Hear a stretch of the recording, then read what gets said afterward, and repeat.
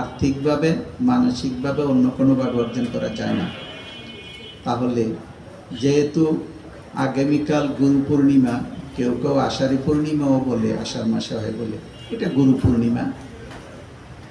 এই গুরু পূর্ণিমা উপলক্ষে যেহেতু আজকের এই অনুষ্ঠানটার আয়োজন করা হচ্ছে, আমরা প্রথমেই গুরুদেবকে প্রণাম করে নিই, যদিও আপনারা এর মধ্যে করেছেন। গুরু ব্রহ্মা গুরু বিষ্ণু গুরুদেব মহেশ্বর, গুরু সাক্ষাৎ পরব্রহ্মা তস্মাই শ্রী গুরুবে নমঃ। এ তো প্রণাম জানাইলেন, দয়া করে এবার অর্থটা শুনেন, ভালো লাগবে। গুরু হইলেন ব্রহ্মা, ব্রহ্মাই এই জগতের স্রষ্টা। গুরুকে ব্রহ্মা, ব্রহ্মাকে এই জগতের স্রষ্টা। এই সৃষ্টি শক্তি ব্রহ্মাকে কে দিয়েছেন? ভগবান শ্রীকৃষ্ণ দিয়েছেন। কি হিসাবে দিয়েছেন? ব্রহ্ম ভগবান শ্রীকৃষ্ণের সাংস প্রকাশ। সাংস প্রকাশ কথাটার অর্থ হইল অংশ প্রকাশ। গুরু হইলেন বিষ্ণু, বিষ্ণু এই জগতের রক্ষাকর্তা বা পালনকর্তা। বিষ্ণু নারায়ণ, তিনিও ভগবান শ্রীকৃষ্ণের সাংস প্রকাশ। গুরু হইলেন মহেশ্বর, মহেশ্বর এই জগতের সংহারকর্তা ও কল্যাণ করেন। আমরা অনেকেই মহেশ্বরকে সংহারকর্তা হিসেবে জানি, তিনি মেরে ফেলেন এইটাই জানি, মারার কাজটাই ওনার আমরা জানি, কিন্তু উনি যে কল্যাণের দেবতা এটা আমরা অনেকেই ভুলে যাই। মহেশ্বর কিন্তু কল্যাণের দেবতা, তিনি অনেক কল্যাণ করতে পারেন।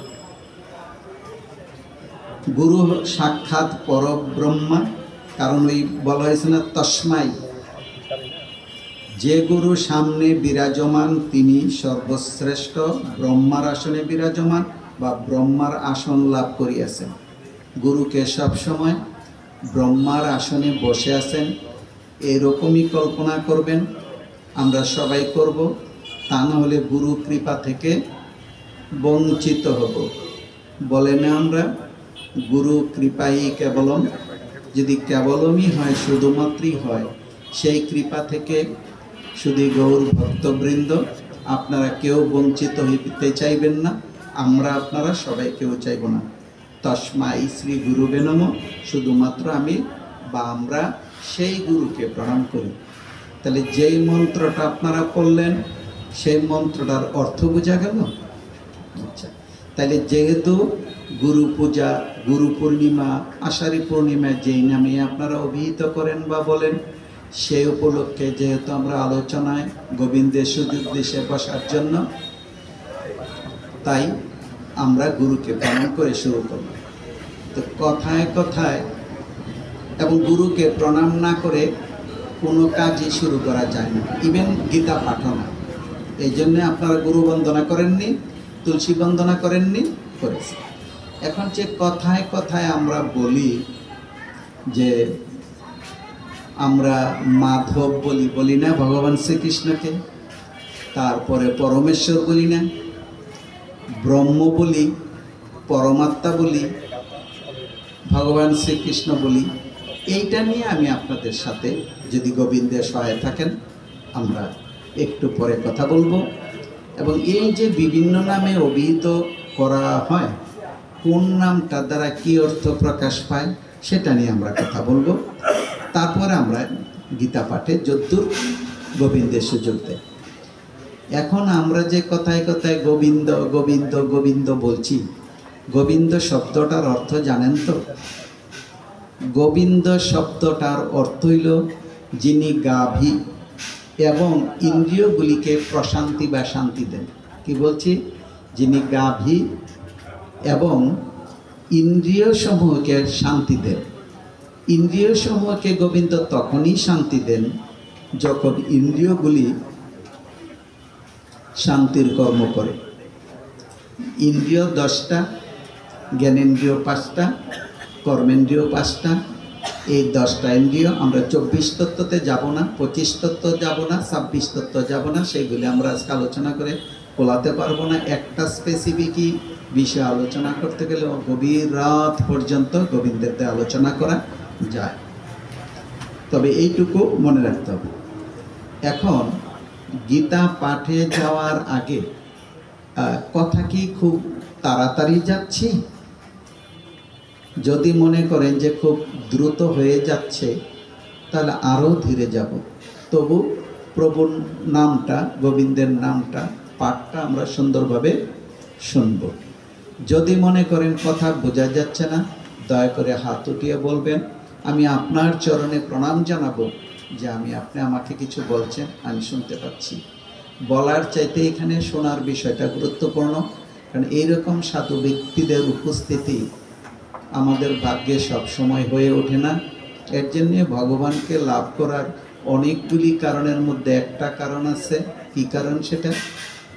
সাধু সঙ্গ করা। আপনারা সেই সাধু সঙ্গতে আজকে বসলেন। গুরুদেবকে যদি আজকে পাইতাম তাহলে এখানে বসার আগে বেশাসনে বসে আর কিছু করা যায় না, বেশাসনে বসার আগেই গুরুদেবকে প্রণাম করে আসতাম। দুর্ভাগ্য, হয়তো গুরুদেবকে পাবো সৌভাগ্য থাকলে, কেমন? এর জন্য ইয়ে করার দরকার নেই। এরপরে আসেন, এই যে কথায় কথায় আমরা বলি ব্রহ্মা, আত্মা, ভগবান, পরমাত্মা, পরমেশ্বর, শ্রী ভগবান, এই শব্দগুলি দ্বারা কি হয়, কি বোঝা যায়? আমরা এখন চৈতন্য চরিতামৃত থেকে একটা শ্লোক বলবো। এই শ্লোকটা শুনলেই আপনারা কি সেটা বুঝে ফেলবেন। যেমন আমরা অবতার তত্ত্বে বলি ভগবান শ্রীকৃষ্ণ বিষ্ণুর অষ্টম অবতার, এবং আরেকটা শব্দ বলি পূর্ণ অবতার। আবার এও শুনি সকল অবতারের অবতারী। সকল অবতারের অবতারী মানে ভগবান শ্রীকৃষ্ণ, তিনি সবার উপর। আর যদি বলি অবতার, তো বিষ্ণুর অবতার 10 জন আছে, তার মধ্যে তিনি অষ্টম অবতার। এখন এই শ্লোকটা একটু মনোযোগ দেয়া শুনেন তো দেখি। অদ্বয় জ্ঞান, চৈতন্য চরিতামৃত থেকে। অদ্বয় জ্ঞান, জ্ঞানের মধ্যে কোনো পার্থক্য থাকবে না। তত্ত্ব কৃষ্ণের স্বরূপ, অদ্বয় জ্ঞান তত্ত্ব কৃষ্ণের স্বরূপ। ব্রহ্ম, আত্মা, ভগবান, 3 তার রূপ। চৈতন্য চরিতামৃতে এই কথা বলা আছে। জ্ঞানীর নিকট তিনি ব্রহ্ম, যোগের নিকট পরমাত্মা, আর ভক্তের নিকট ভগবান। তাই না? তাহলে বলেন তো দেখি, জ্ঞানীর নিকট আমরা প্রভুকে কি বলবো? ব্রহ্ম। জ্ঞানীর নিকট তিনি ব্রহ্ম, যোগের নিকট তিনি যিনি সাধনা করেন তার কাছে তিনি পরমাত্মা, আর ভক্তের নিকট তিনি ভগবান। কেমন? তাহলে চৈতন্য চরিতামৃতে যে শ্লোকটা দেয়া আছে, যিনি কলিযুগের হর্তাকর্তা বিধাতা ভগবান শ্রীকৃষ্ণ এবং রাধারানীর যে ঔজ্জ্বল্য, তার থেকে মাতা সচিরানী এবং জগন্নাথ মিশ্রের উপরে যে আলো আসছে, সে আলোর প্রেক্ষিতে গৌরাঙ্গ মহাপ্রভুর সে আলো আসছে, এবং গৌরাঙ্গ মহাপ্রভু কলিযুগের অবতার। এটা আপনারা স্বীকার করেন সবাই? কলিযুগের অবতারকে গৌরাঙ্গ মহাপ্রভু সবাই মানেন তো? সবাই মানেন। এখন প্রশ্ন হইল, আপনি কিন্তু এই বিষ্ণুর 10 অবতারের মধ্যে কিন্তু গৌরাঙ্গ মহাপ্রভুর নাম নেই। কি বলছি? বিষ্ণুর 10 অবতারের মধ্যে গৌরাঙ্গ মহাপ্রভুর নাম নেই।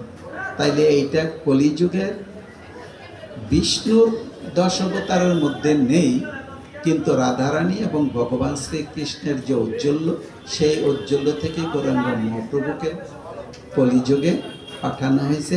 কলিযুগের আমাদের যে জীব, আমরা যারা পাপ সমুদ্রে সব সময় ডুবে আছি, আমাদেরকে উদ্ধার করার জন্য। কেমন?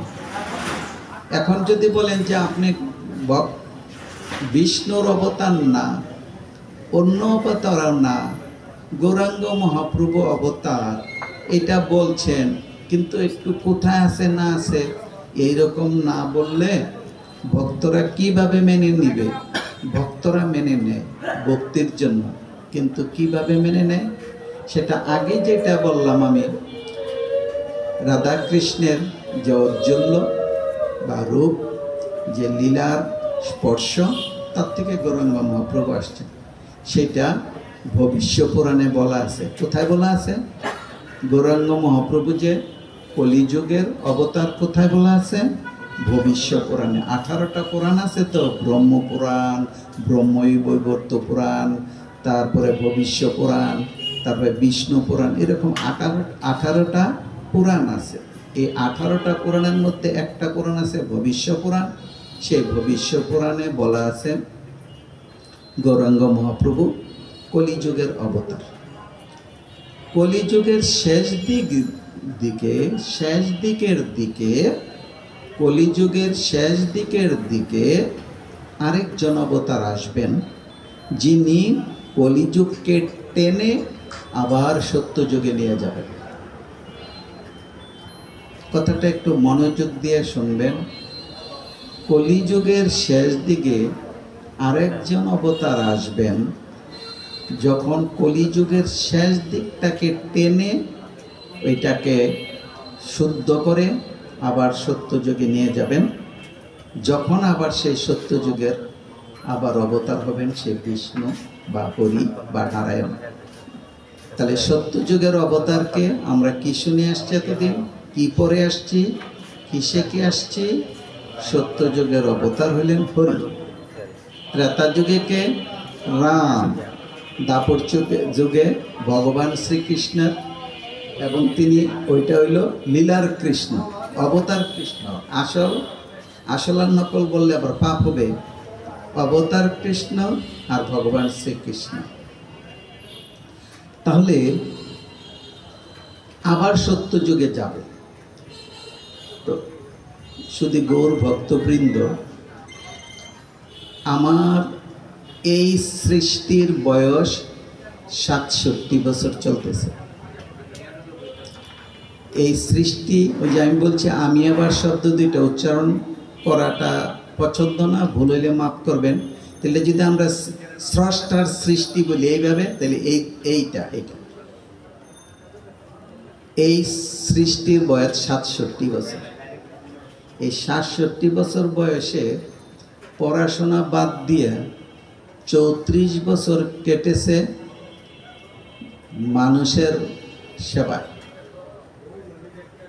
মানুষের চাকরি করেছি, চাকরি মানে সেবা না, সার্ভিস ইংরেজিতে বলা হয়। এই 67 বছর বয়সের যেই সময় থেকে বুঝেছি, সেই সময় থেকেই শুনে আসছি কলি, ঘুরকলি, কলি ধ্বংস হবে, পৃথিবী ধ্বংস হবে। আপনারা কি তাই শুনেছেন? যদি তাই শুনে থাকেন হাত উঠাবেন, ভুল হওয়ার কিছু নাই। তাই তো শুনে আসছেন অনেকেই, সবাই না, জ্ঞানী যারা তান। কিন্তু প্রত্যেকটা মন্বন্তরে, মানে ব্রহ্মা তো স্রষ্টা, আগেই বলে দিছি আমরা, গুরু ব্রহ্মা, তাহলে গুরু স্রষ্টা। সেই ব্রহ্মার আয়ুষ্কালটা 14টা মন্বন্তরে বিভক্ত। কয়টা? 14.7/3। আসলে আমরা 14 মন্বন্তর বলে, আসলে এটা 14 সমস্ত 7/3। এত মন্বন্তর, এবং প্রত্যেকটা মন্বন্তরে সত্য, ত্রেতা, দাপর, কলি 71 বার করে করে ঘুরে আসে। তাহলে এই কলিযুগটা যখন শেষ হবে, তখন আবার আরেক পাল্লার মধ্যে পড়বেন, ওই 71-এর মধ্যে পড়বে না। এইভাবে করতে করতে 14 সমস্ত 7/3 মন্বন্তরের মধ্যে 7ম মন্বন্তরের 28তম যুগ চলতেছে। আর 14 মন্বন্তরের উপরে কিন্তু রয়েই গেছে সেই মন্বন্তরগুলিতে সত্য, ত্রেতা, দাপর, কলি 71 বার করে করে করে করে ঘুরে আসবে। এরপরে কি হবে? ব্রহ্মার 1 দিন এবং 1 রাত্রি যাবে। তখন ব্রহ্মা ঘুমাতে যাবেন, তখনই সেইটাকে বলা হবে অব্যক্ত। আবার যখন ব্রহ্মা ঘুম থেকে উঠবেন, তোকে সেটাকে বলে ব্যক্ত জগৎ। এখন ব্যক্ত জগৎ চলতেছে এবং ওই 14 মন্বন্তর শেষ হলে ব্যক্ত জগৎ শেষ হবে, ব্রহ্মা ঘুমাতে যাবেন, তখন সব অব্যক্ত হয়ে যাবে, আর দেখাশোনা যাবে না। সেটা নিয়ে চিন্তা করে মাথাটাকে খারাপ করে লাভ নেই। এখন 7ম মন্বন্তর চলতেছে। 7ম মন্বন্তরে সম্ভবত বৈবস্বত মনুর কাল চলতেছে, একটু ভুল হতে পারে, মাফ করবেন একটু ভুল হলে। চলতেছে, আরও 7 রয়ে গেছে, এরপরে আরও 7 চলে গেলে আরও 14। ওকে, তাহলে পৃথিবীর প্রলয়, মহাপ্রলয় অনেক দূরের কথা, প্রলয়ে কিন্তু এখনো সময় আসেনি, চিন্তাই করা যায়। শুধু কলিযুগটা শেষ হওয়ার জন্য সবে মাত্র 5122 বছর গিয়েছে। কতদিন গেছে? 5122 বছর। কার? কলিযুগের। অথচ কলিযুগের বয়স হলো 4,32,000 বছর। তাহলে ঘুরগুলি ধ্বংস হয়ে যাবে, কলিযুগ শেষে বলছে এত অন্যায় অত্যাচার, এটা তো চিন্তাই করা যায় না। এখন চিন্তা করেন এইটুকু শেষ দিকে যখন যাবে, অন্যায় অত্যাচার কত বেড়ে যাবে, চিন্তা করা যায়? এখনই এই অবস্থা, মাত্র 5,000 বছর, আরও তো 4,26,000 বছর রয়ে গেছে।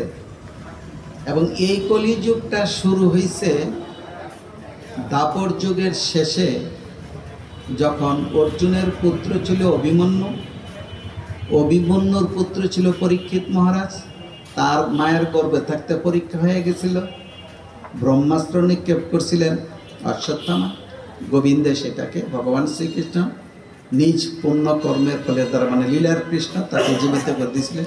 যে পরীক্ষিত মহারাজের সময় চলে গেছে, তখনই দাপর যুগ শেষ হয়ে গেছে, কলিযুগ শুরু হয়েছে। এর জন্যে অনেকে বলে যে গীতার আয়ু তো মাত্র 5,000 বছর। ভুল, সবই ভুল। এইটা জ্ঞান যুগের মানে 4র্থ অধ্যায়ে বলা আছে, এই যুগ আমি বলতে ভগবান শ্রীকৃষ্ণ বিবস্বানকে মানে সূর্যদেবকে বলেছিলাম, অর্জুনকে বলছিলেন। সেই হিসাব করে দেখা গেছে এই জ্ঞান ভগবান শ্রীকৃষ্ণ কত কোটি কোটি কোটি বছর আগে দিছেন, এটা কল্পনাও করা যায়। তো এবার যদি আমরা আসি আর একটু কথা বলে নিই, যে সত্য ত্রেতা দাপর কলির কথা বাদ দেন।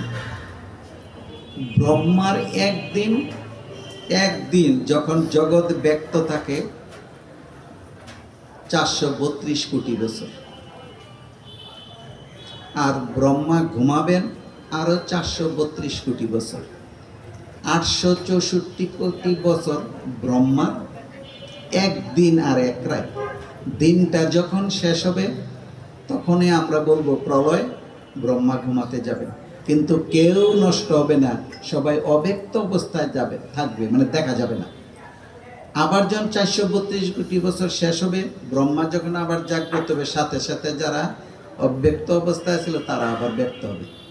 তাহলে 864 কোটি বছরে ব্রহ্মার এক রাত দিন রাত্রি, 360 দিনে ব্রহ্মার 1 বছর, তার মানে 864 পূরণ 360।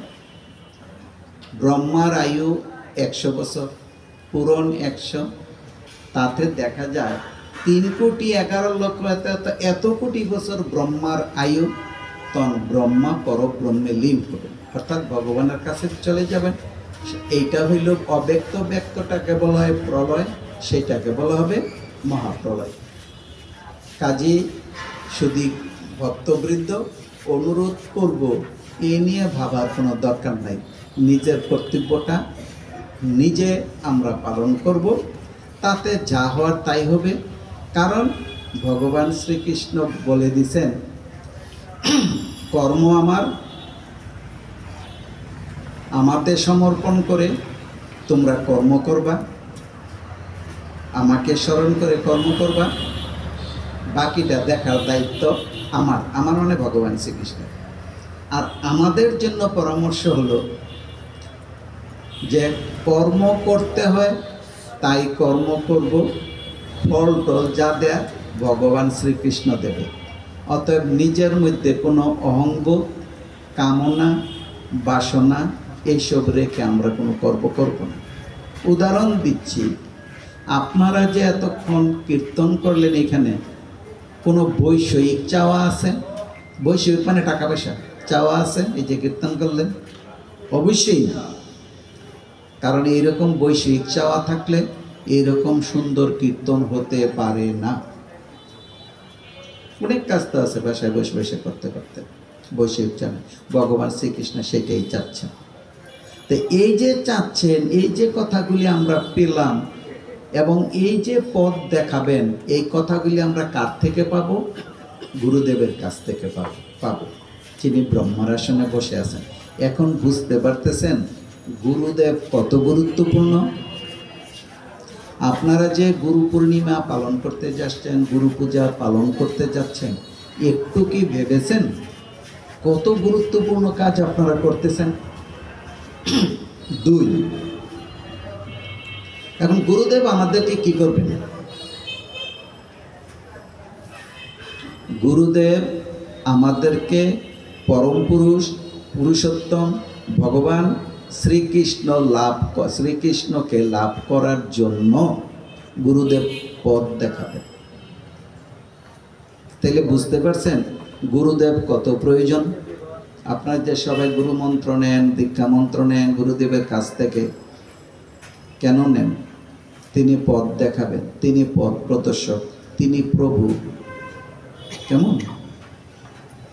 এবং তার কাছ থেকে আমরা পথ দেখে দেখে ভগবানের দিকে এগিয়ে যাব।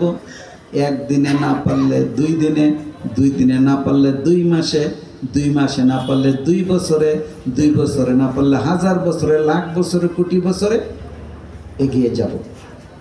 ভগবান শ্রীকৃষ্ণ বলেছেন, যদি তুমি ভালো কাজ করতে করতে এগিয়ে যাও, এই জন্মে তোমার কিছু না হইলেও পরজন্মটা এমন একটা জন্ম তুমি পাবা যেই জন্মে তুমি এগিয়ে যেতে পারবা। তাহলে ওই যে জায়গাটায় আমরা যাব, সেখানে কে পথ দেখিয়ে নিয়ে যাবে? গুরুদেব পথ দেখিয়ে নিয়ে যাবে। আচ্ছা, এখানে তো মায়েরা আছেন, আপনারা একটু দয়া করে বলেন তো দেখি, আপনার শিশুটা যখন হাঁটি হাঁটি করে হাঁটছিল, তাকে ধরে ধরে কে নিয়ে গেছিলেন? মা নিয়ে গেছিলেন, অথবা কোনো কোনো সময় বাবা নিয়ে গেছিলেন। এখন যখন বলা হয় বাবা মা হইল ঘরের গুরু, তাহলে বুঝেছেন বাবা মা কেন গুরু? কারণ বাবা মা পথ প্রদর্শক। এবার আসেন, আত্মা এবং পরমাত্মা কাকে বলে এবং এই দুইটার মধ্যে পার্থক্য কি? নিশ্চয়ই গীতার কথা। আত্মা এবং পরমাত্মা, আমাদের দেহে যে আছে এটাকে কি বলে? আত্মা। আর ভগবান শ্রীকৃষ্ণ হইল পরমাত্মা। পরমাত্মা বলতে অনেক জায়গাতে পাবেন, পরমেশ্বর, বিষ্ণু, হরি, নারায়ণ পাবেন। কারণ যেহেতু তার থেকে লীলার কৃষ্ণ ভগবানের অবতার হয়েছিল দাপর যুগে। ওকে, ফাইন, এটা বুঝলেন। তাহলে এই আত্মা, একটা সূর্য যখন উঠে তার আলোটা সব জায়গায় আলোকিত করে, এইভাবে এইভাবে এইভাবে, তাই না? তাহলে এই যে আমাদের দেহে যে আত্মা বসবাস করতেছে, সেটা উপনিষদ যখন আপনারা পড়বেন, তখন সেই আত্মাকে বলা হয়েছে পরমাত্মার অংশ। বলেন কি বলেছে? আত্মা পরমাত্মার অংশ। আচ্ছা, আর এই যে প্রত্যেকটা জীবের দেহে যে আত্মা আছে, সেটা হলো আত্মার স্বরূপ হিসাবে প্রত্যেকের দেহেই আছে। তাইলে পার্থক্যটা হলো কি? আত্মা বা জীবাত্মা, আত্মা জীবাত্মাই ধরি আমরা, জীবের মধ্যে যারা আছে, জীবাত্মা প্রত্যেক মানুষের হৃদয়ে আছে, আছে না? আপনার আত্মা আপনার হৃদয়ে, আপনার আত্মা হৃদয়ে আছে। কিন্তু পরমাত্মা যিনি ভগবান, তিনি সবার হৃদয়ে আছে। এই হলো আত্মার পরমাত্মার মধ্যে পার্থক্য। বিষয়টা পরিষ্কার হলো তো? আত্মা বা জীবাত্মা আমাদের প্রত্যেকের দেহে আছেন এবং সেটা পরমাত্মার অংশ। অর্থাৎ ভগবান ছোঁয়া লাইট দিয়ে রাখছে বলেই সেটা জ্বলে। আর সবাই হৃদয়ে যিনি আছেন তিনি পরমাত্মা। আলাদা আলাদা পার্থক্যগত যে ছোঁয়াটা, এটাকে যদি আপনি জীবাত্মা বলেন, এটা আপনার দেহ আছে, আপনার দেহ আছে, কিন্তু ভগবান শ্রীকৃষ্ণ প্রত্যেকের হৃদয়ে আছে। এই হলো জীবাত্মা এবং পরমাত্মার মধ্যে পার্থক্য।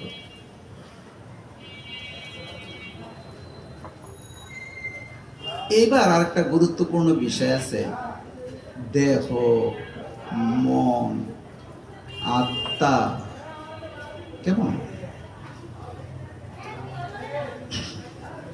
এগুলি কোনটার কি কাজ করে?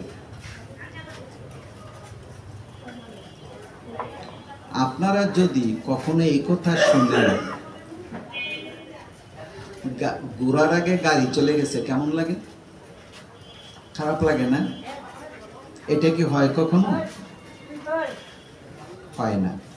ঘোরার আগে কখনো গাড়ি যায় না, ঘোড়া আগেই থাকে, গাড়ি পেছনেই থাকে। এখন বুদ্ধি মনকে পরিচালিত করার কথা। বুদ্ধি, আপনাদের যে জ্ঞান বুদ্ধি আছে সেটা মনকে পরিচালিত করার কথা, কিন্তু অনেক ক্ষেত্রে মন বুদ্ধিকে পরিচালিত করে। তখনই বলা হয়, কি বলা হয়? ঘোরার আগে গাড়ি চলে গেছে। মনকে নিয়ন্ত্রণ করা কঠিন। শাস্ত্রে যোগ সাধনার মাধ্যমে মনকে সংযত করার বিধান দেওয়া হয়েছে। তাহলে মনকে যদি নিয়ন্ত্রণ করতে চান তাহলে কি করতে হবে? সংযত করিবার বিধান দেওয়া হয়েছে। এই মনকে নিয়ন্ত্রণ করা যায় অভ্যাস ও বৈরাগ্যের দ্বারা, মনকে সংযত করা যায়। তাহলে অভ্যাস ও বৈরাগ্যের দ্বারা, অভ্যাস হলো যেটা প্র্যাকটিস আমরা ইংরেজিতে বলি, আর বৈরাগ্য হইল বিরাগ, বৈরাগ্য বৈরাগী। বিরাগ হইল ত্যাগ, বিরাগী হইল ত্যাগী, আর বৈরাগী হইল যিনি ত্যাগ করে। ঠিক আছে, এত বোঝা গেল যে মনকে নিয়ন্ত্রণ করা খুব কঠিন। যদি সেই মনকে আমরা নিয়ন্ত্রণ করতে না পারি তাহলে ভগবানকে লাভ করা যাবে না। কেমন? তাহলে এখন উপায়টা কি? এইখানে অনেকে বসে আছেন না, শুনতেছেন, খুব মনোযোগ দিয়ে শুনতেছেন, মাঝে মাঝে ফাটফাট করে মনটা গৃহের দিকে চলে যায়। আসলে কি তাই? যেটা বলা হয়েছে এটা কি ভুল বলা হচ্ছে? নাকি আপনারা বিশ্বাস করেন না যে না না আমার মন এদিক সেদিক যায় না? তাহলে এই যে মনটা এদিক সেদিক চলে যায়, সেই মনটাকে নিয়ন্ত্রণ করার জন্য চৈতন্য মহাপ্রভু আমাদেরকে একটা সুন্দর কথা বলে গেছেন। এবং এইটা যদি মানতে পারি আমরা, ওই বিষয়ে অভ্যাস আর বৈরাগ্যেরও দরকার হবে না, তাকে এই মনকে দমন করা যায়। এটা বড় দুষ্ট, বড় বেয়াদব মন। এই দুষ্ট মনকে, এই বেয়াদব, যার আদব না, এই মনকে নিয়ন্ত্রণ করা যায় না। ভালো কাজ করার সময় মনটা অনেক সময় খারাপ কাজের দিকে চলে যায়। এর জন্য কি দরকার? অভ্যাস এবং বৈরাগ্য।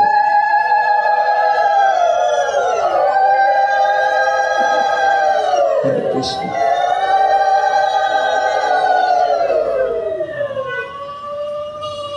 তাহলে চৈতন্য মহাপ্রভু কি বলছেন? চৈতন্য প্রভু মনকে দমন করার সহজ পন্থা প্রদর্শন করে গেছেন।